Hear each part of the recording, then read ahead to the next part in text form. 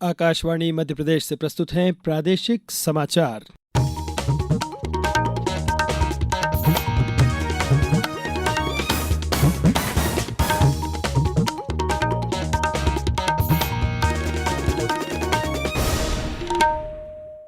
नमस्कार, समाचारों के साथ मैं नवनीत चौबे।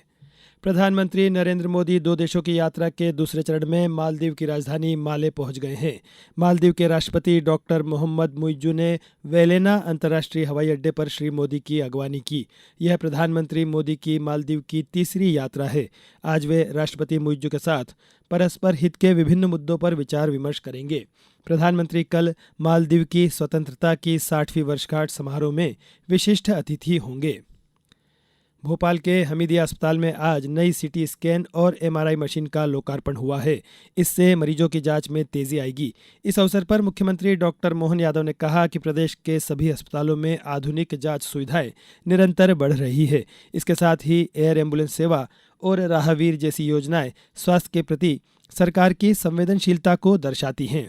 आज के इस दौर में माननीय प्रधानमंत्री जी के नेतृत्व में जिस प्रकार से हेल्थ सुविधाएं बढ़ती जा रही है, खास करके भोपाल जैसे संभाग केंद्र और राजधानी होने के कारण सीटी स्कैन और एमआरआई की जो नई मशीन का लोकार्पण हुआ है, ये हम सब के लिए कष्ट के समय में एक तरह से जीवन दान के बराबर भी है और जिनकी जांच करना है उस नाते से भी अत्यंत आवश्यक भी है।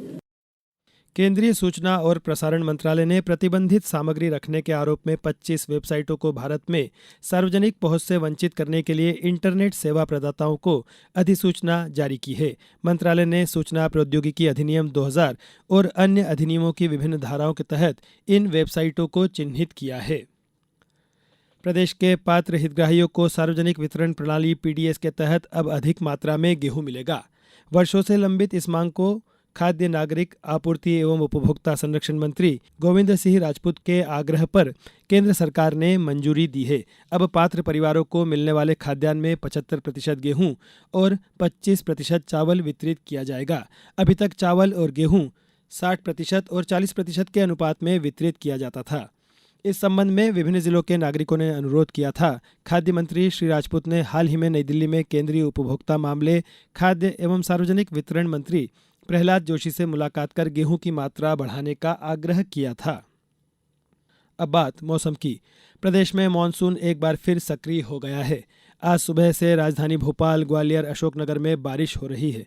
जबलपुर में बरगी बांध के आज 2 और गेट खोल दिए गए हैं। अब 7 गेट से पानी छोड़ा जा रहा है। इसके चलते प्रशासन ने नर्मदा नदी के किनारे के गांवों में सतर्कता बरतने को कहा है। मौसम विभाग ने आज 19 जिलों में अति भारी और 18 जिलों में भारी बारिश का अलर्ट जारी किया है।